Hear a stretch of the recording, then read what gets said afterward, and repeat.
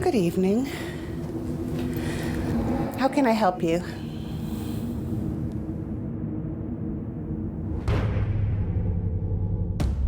Thanks for watching. Stay tuned. Next is Post Credits on Bat.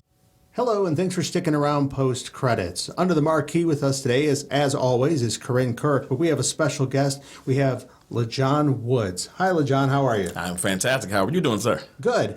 Well, you're here because you live in the Cleveland area and you live here in Ohio, but there's a lot more that we're going to get into than that. So Kerryn has worked with you on some projects in the past, so I'm going to have her kick this off by asking you something about your work together. Yeah, so we worked together in New York, but by the time I'd actually started working with you there, you had already been flown or worked in New York previously. How did you find working with that crew, Otsego Media and them? Oh, man, Otsego Media, they're fantastic. I give them a lot of credit for the path that I'm on, for me to be where I am and where I'm continuing to go, because this was back in the early COVID days. I think early 2020, if I'm not mistaken, or maybe it was, 2020. Auditioned for a film called Asteroid, and that's where the relationship was created, and did 3 other films with them ever since. And I'm so grateful for the Otsego Media crew. And that's how the journey began out there in upstate New York, and that's how I met you.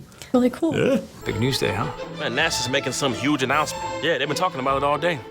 We predict that an asteroid will strike somewhere within the continental United States.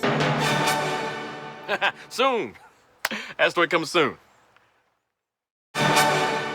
In terms of how you started in film and acting, was that always a passion? I saw that you studied psychology. Yeah. Got a psychology degree in college and did absolutely nothing with it, except, like psychoanalyzing my children and stuff like that. But besides that, did nothing with it. It all started, I'll try to give the short, quick version of the story, with a film called Curly Sue. Came out years ago, Jim Belushi, if I'm not mistaken. And I was about 9 years old when this film came out. I think my stepbrother took me to the theater to go see it. And the young lady who played in the film, I apologize, can't remember her name as well, but I'm looking on the screen in this movie theater, I'm like, she's 9. I'm 9. I can do that, you know what I mean? Yeah, and so that's where the passion started. I went to college on a baseball offer, and, baseball was my dream, my goal. And then my junior year, being kind of cavalierish and everything, I had my son my junior year of college. So the baseball dream kind of died. And I ended up working for the city of Cleveland. And as I'm sitting here, as the walls are closing in this cubicle, I'm like, man, what is it that I love to do? What do I want to truly do? And in high school, I did an after-school special. I remember being on set. And I remember that feeling of competing for a role. I'm like, I want to get back to that. So I started doing student films with Cleveland State University. And I did one like every weekend. It would just snowball. And next thing you know, state of Ohio got some tax credits for some bigger films that came. And I auditioned for some of those films. One film called Tomorrow You're Gone with Stephen Dorff and Michelle Monaghan and William Dafoe. I got that role, a role in that film, and then another film called Old Fashioned. And as I'm getting these bigger roles, I'm like, you know what? I think I can do this. And I just kept going after them and giving my best shot, and just, again, snowballed, and here we are. So that's the short story. Would you agree, though, that psychology has a lot to do with movies and movie roles? Because I believe that, in my mind, there's a lot of psychology that goes into being an actor. Would you agree? Absolutely, 1,000%. I enjoyed psychology and studying it because I love the concept of not what you're doing, not what you chose, but why you chose it. And you also have to be a lover and understander of people in order to be in that realm, psychology realm. And the industry is just the same. It's the exact same.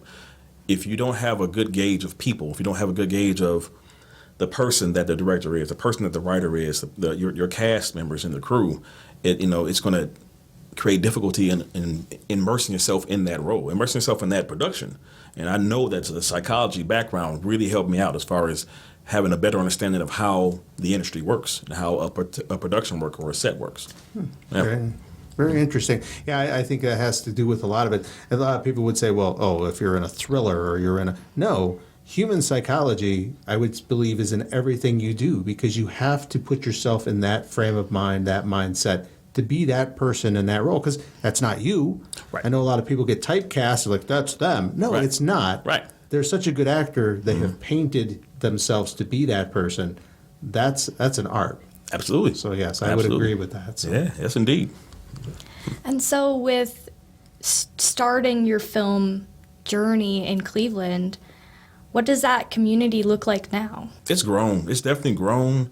It's grown, and it's gotten more aggressive. And it's gotten, you know what, the Cleveland community has gotten, what's the best way I can put this? More confident. Confident as in, we're not New York, we're not LA, we're not Atlanta, we're not Chicago. We are who we are. This is where we are. But we can compete with these people on a talent level, on a production level, on a locations level. We can compete with these people. And I love the confidence that this area has gotten and has gained as a result of getting into the game and understanding that we belong in this game. Yeah, even though we're not the big time names or the big time cities I just mentioned, but we can play this game. And I take pride in that, being from Cleveland. Listen, no offense to LA, no offense to Atlanta. I have zero desires to be there. And if I can continue to do what I'm doing from Cleveland, Ohio, I'm going to do it. Sounds like a good way to think about it. I mean, we have the resources and the locations and other things that can bring that high quality look and, talent, like you said, to the big screen. Yeah. So why not, Yeah. I have a question for you. I thought about this one yesterday. So my daughter has been wanting to see the movie, was it Frighteners? Frightener? Okay. Okay. So I'm like, okay, I don't know. I don't really know much about it. I just know it's about a killer clown. Okay. So, but that movie was back in 2016 when it first came out. And it became such like a cult film that it's actually grown in the fact that, they've done multiple movies afterwards. Same with like a movie like Clerks. I'm not sure if you're familiar with that. So, I mean, that started out as like a low budget film and became. Is there any scripts out there that you've read recently that you're like, this movie could be the jump off for a bigger franchise? That's a great question. And they exist. These scripts exist. And the part that I get so frustrated, I'm going to make sure I answer this question. The part I get so frustrated sometimes is the big time studios get all the love because, they have all the eyeballs. And there's so much good writing that exists that's not going to get the same love because they just don't have the eyes. And it is so frustrating because how are they going to get their opportunity to be known? This is why watching independent films is so important to me personally, because you're missing out on some really good stories that maybe the Paramount Studios and everybody else isn't going to present. But to the question though, is there a script that could be like you saying, like the next cult type? Yeah, thing? like you're reading this and you're like, this is the springboard that's going to move this into something else. And I will say this, I'm just going to go on record to say this. I am very frustrated when that happens with a movie and then they redo the movie and release the first one again. Yeah. It's like, don't do that. Don't do that. Leave it in its original form, let people watch it, and then let them, once it becomes a big budget and everybody else gets their hands on it and starts massaging it into something and it loses its way sometimes. Yeah. Let's go back to its roots. Yeah. Let's see that first one. Let's not add extra explosions and stuff in the original Star Wars. That was good the way it was. Why are we doing this? I would say watch the first ones, leave them the way they are, pure, and move on. But is there anyone that you're like, man, like, I don't know, we were in a movie Ouija Witch. Did you think that movie could set off a franchise of like a whole continuing story, or what did you think about that one? To be fair to Ouija Witch and every film has its audience. Sure. Every film has its it could be awful to this group of people, and amazing to another. Yeah, it was my stepdad's favorite. He is like, I need Ouija Witch too. Like my stepdad. So to that point, every film has that capability. It's just, how is it going to be received? how is it going to be pushed? Because again, marketing and advertising and getting the word out there is so important. But directly, I got to go back. I got to, and it's still Otsego Media. And maybe because it's a personal favorite. I thought Asteroid had that opportunity. And if you guys haven't seen it, check it out when you get a chance to. I've seen it. Yeah. Asteroid, it was just a fun, it had a great message. You know, it struck me as one of those scripts that could be relatable to everybody, as far as the adventure aspect of it all, as far as the family aspect of it all, as far as the comedy aspect. So yeah, that's one of my personal favorites. That and the Hangman, also the Hangman. Yeah, well, let's talk about that because that was your first lead role. Hey, look, this is what this is all about, man. The great outdoors. Now this is what I'm talking about, huh? I figured we talk about tomorrow. Go for a hike or something like that.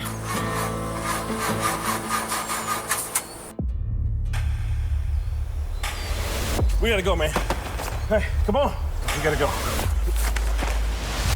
The Hangman was my first lead role. It had been a long time coming to get to that point, and I'm so grateful that it was a long time coming because it gave me the opportunity to see what it takes to be in that realm of you are the man, you are the person every single moment, every single day. I talk about it all the time. It may seem, and don't get me wrong, it is glamorous to be in film and commercial things like that. It's awesome, but it's work. And these people who you see on a daily basis, these A-listers and everything, you don't see them just because they're just pretty faces. They're working hard. They're working their butts off to do that. And to be a main person, the sole individual, the lead character in the film, it's a daily grind. And I'm so grateful for my experiences prior to The Hangman to understand what it takes to be that person on a daily basis. Because it's not just about you, it's for the entire production. Your vibe, your role, your aura, that spreads. And if I came in every day saying, all right, guys, good morning, let's go ahead and just get these scenes over with, that's going to be the vibe of the production of the shoot, sure. the whole shoot. But every day was, hey, let's go, let's get it done, let's make this thing happen. And it spread. It was infectious. It was contagious. I love that. I'm getting excited talking about it right now. We're hoping to see Hangman 2 exactly. and Asteroid 2. I don't know how. Maybe they can join them together. Exactly. It'll be a fuse. Yeah. That would be wild. That would be a wild film. Hanging an Asteroid. I don't know. Something. They can work on it. That title is just, The you Hanging can have Asteroid. that if you like it, but you don't have to use that. So. That's fantastic. Yeah, so it was amazing to me going back to Ouija Witch. I'm watching it and everything else, and I want to ask you, if you've never seen it at home, you've got to watch the movie after this question. LeJon hasn't seen it. Yeah, so LeJon may not even know what this is, so I'm just going to ask him. LeJon, how did it feel being able to see your back? I know exactly what you're talking about. That was wild. I had never experienced anything like that. That was, they call it plated, I guess. You plate the scene or whatever.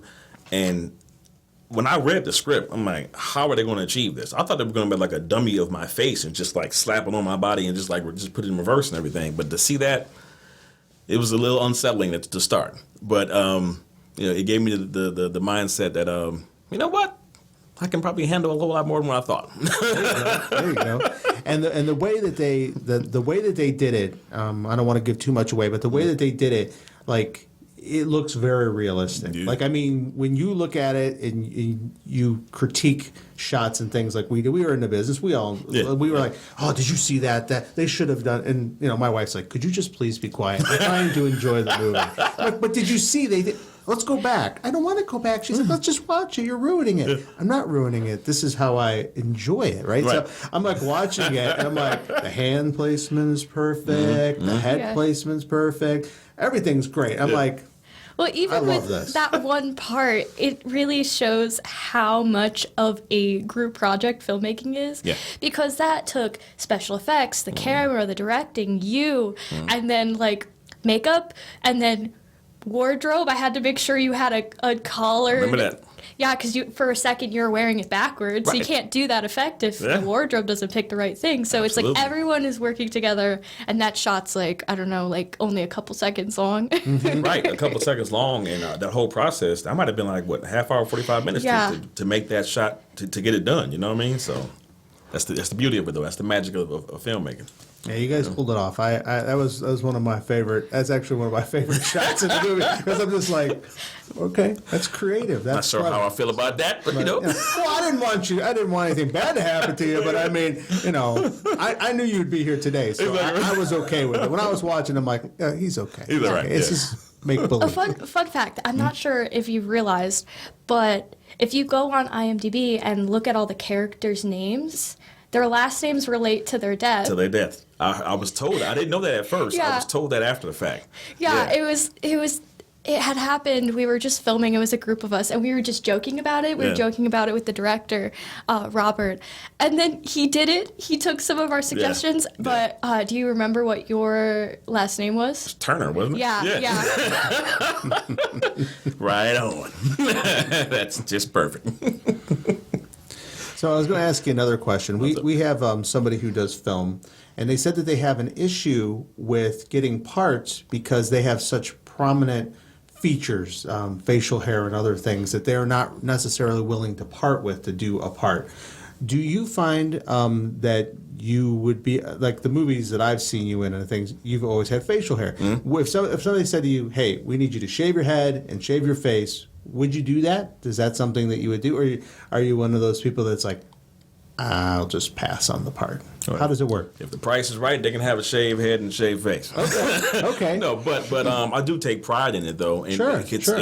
It's my look. Sure. And I understand that person what they're saying. You gotta take pride in how you're presented and understand that be willing to be accepted as you are.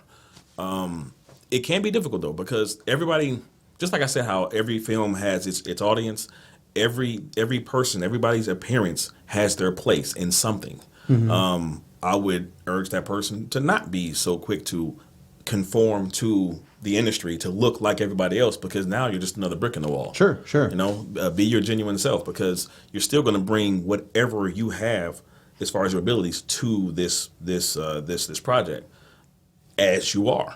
It can be difficult. It can be very difficult because you can feel that pressure of like, maybe if I was clean shaven, I would get more of those roles. Well, if you're going out for clean shaven roles, you might want to be clean shaven. Sure. Yeah. I hope I'm not getting away from the question, but yeah, just I understand that. I understand that difficulty and that pressure of thinking that you have to conform. But I would rather be who I am and be comfortable who I am because if I'm comfortable who I am, I'm going to get the best version of me. Sure. As opposed to altering who I am to trying to be something else that I'm not. And now I'm uncomfortable because I know I'm not being me. Yeah, you have to be genuine. You got to be genuine. Absolutely. Yeah.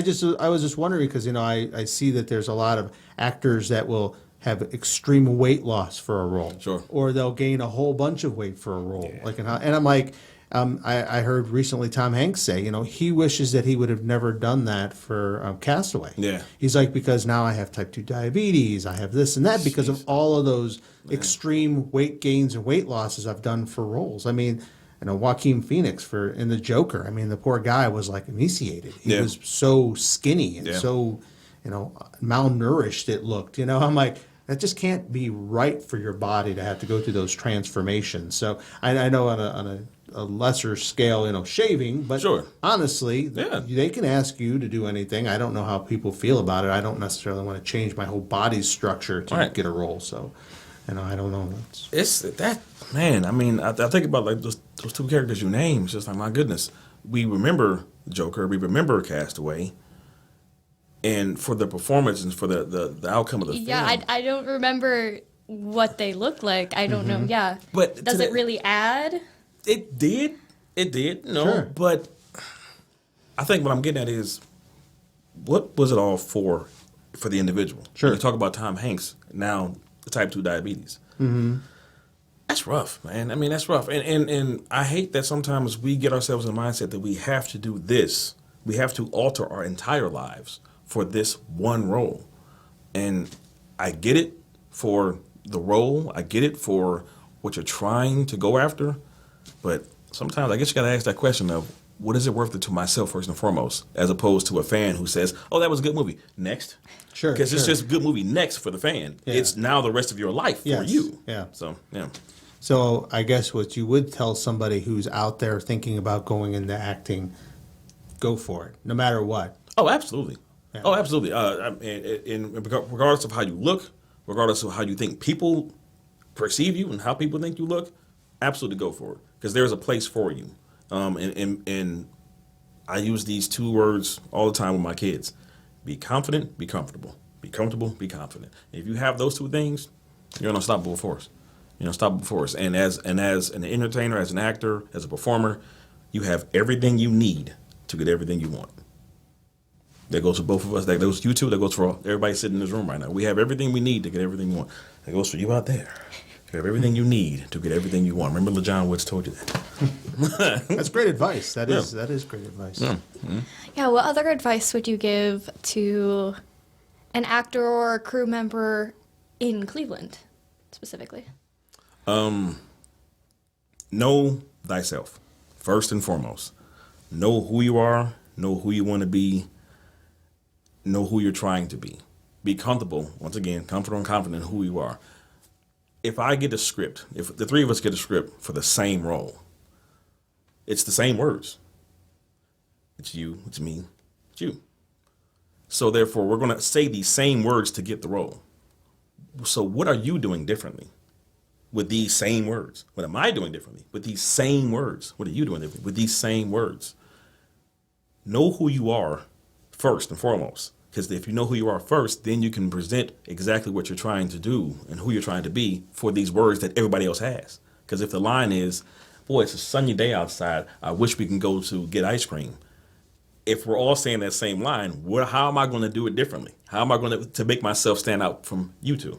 You know? So to any actor in this area, know who you are first. Know exactly who you are. Know who you want to be. Because we all got the same words.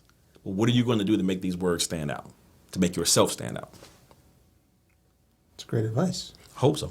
I mean, that helps people who are out there who might be nervous or like, sure. Wow, what's going to make me do anything? And they might be like, well, I'm just not going to go for it because, there's already talented people doing this. I just might as well not. But in reality, yeah. Or they're trying to emulate someone else instead of acting in their own way. Right, right. I don't want to be the next Denzel Washington. There's already a Denzel Washington, Why would I want to do that? I would love to have his success, but I don't want to be him. Yeah, sure. That's been done already. I want to be the next LeJon Woods. There you be go. the next who you are. Yeah. Speaking of who you are, you've done a lot in the Cleveland market for advertising. Is that correct? Yeah. Do you want to talk a little bit about those opportunities that you've had and maybe some of the spots that people could go out and check out? The commercial side of things, it's a blast. I absolutely love doing commercials. Did some work internally for Sherwin-Williams, a company that was based and born in Cleveland, Ohio. If you were an employee of Sherwin-Williams, chances are you see my face. All of the training videos and things like that for them. Locally, Dollar Bank, have done some work for them. God, you got me thinking now, boy.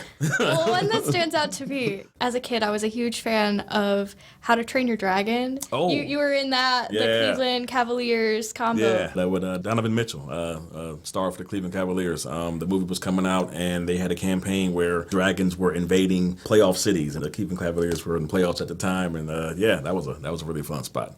Good time with him. Yeah, so I've been really fortunate to be a part of some great local companies and spread their message and everything, and have my weird looking mug represented. And what's the gas station one where you're coming out of the gas station? Oh, Marathon. Okay. The Marathon commercial. That's a good time. We shot that. Oh my goodness, it was about an hour away from here, not that far. And the city's escaping me, and I apologize for those who are connected to that. But it was a beautiful place, though. I bet. Yeah, it was fantastic. It was great. Yeah, and they had a marathon. Yeah. It was wonderful. Good time and everything. So yeah. So if you see that commercial, everybody, and you're like, "Hey, I recognize this," go ahead and email Bat and let us know which one it was, and then we'll let LeJon know. Yeah. And we'll all be in the same knowledge point. I can't even remember what it was, but there was a time where I actually did see you just on TV, like in an ad, and I was like, wait, I know him. That's always the fun part, It's always the fun part of doing it, and then people are saying, wait a minute, I know you from somewhere. It actually just happened to me yesterday in Walmart. I was walking past this lady, and she just stopped her cart. She says, I know you. I said, okay. She was like, what do you do? I said, well, I'm an actor. She said, that's right. And then she said, get over here. And she said, take this picture with me. I said, okay, that's cool. It's just so much fun. I'm not a celebrity, but it's like, you know, to be recognized for some of the stuff that you do is fun. You know, I'm grateful for that. I really am. Yeah, shirt says, I'm LeJon Woods. Want to take a picture with me? Exactly. I got to get that shirt. And people be like, yeah. I think I know you. Exactly, And they'll be taking pictures with you even if they've never seen you. Exactly, But they'll definitely know you from your spots and your movie roles. So It works out. Yeah. So in terms of like commercial and movies, do you do this all like full time? Like what is your like workload like? Yeah, I was grateful to go full time in 2018. After 2018, working with a previous company that was a 9-to-5 job, didn't work out. Fired. I've been fired for every job I've ever had in my life. So it happens. yeah. So you know what? If there's a time to do it, let's do it now. And I got to give so much credit to my supporting cast, my family, Olivia Queener, Tina Jordan, my children, for helping me to take this leap, because you can't take this leap again in Cleveland, Ohio, just by yourself. And on that note, I can't stand the term self-made.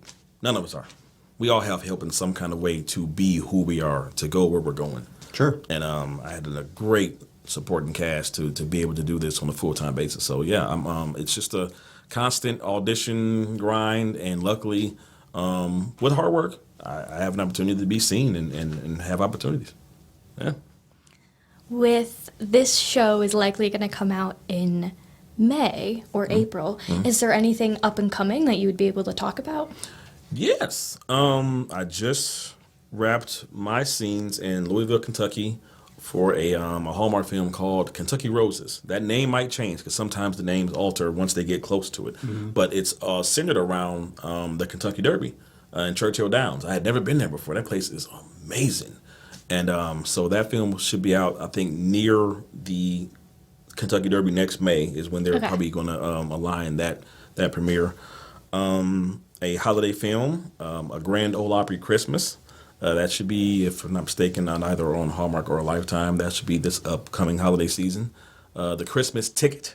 The Christmas Ticket is another one, the holiday film that I did. That will premiere actually November 18th. I just got the word about that yesterday. Looking forward to that. And I think that's it for right now. Chances are I'm probably missing something, but yeah, that's the upcoming things right now that LeJon Woods will be a part of. Nice. Nice. Yeah. Very cool. Yeah. In terms of like your favorite genre or style of acting, because you've done the thriller and horror and then comedy, is there one that you like the most? Comedy. It's not even close. To be honest, I'm not really a horror fan. I'm really not. I'm not a huge horror fan. A lot of horror opportunities come, and I enjoy doing them, but I'm not going to sit down at home and be like, I want to watch a movie, horror. I'm not going to do that. It's not really I feel like my favorite genre is horror comedy. Oh, yeah. I think that's my favorite. I would love that. But I'm not really like a horror gal either. Yeah. But that's also all of the projects I've worked on. Yeah. So it just kind of turns out that way. I would absolutely love to do a horror comedy. That has yet to come. Horror is the most loyal genre, though, and that's why it's done so often, because you can take 5 no-names and put them in a horror and put it out there. It's going to be seen. You can take 5 no-names and do a comedy, nobody's going to care. A drama, nobody's going to care. An action movie, nobody's definitely not going to care. You know what I mean? But personally, comedy, that's my bread and butter from my childhood relationships. Lewis Harris, that's my best friend. We have such a comedic vibe, and that's where I know my comedy chops came from. So yeah. Nice. So we were talking in pre-production about what we were going to ask you today, and one of the questions that came out was, if you could be any kitchen utensil, which one would you be? That's a fantastic question.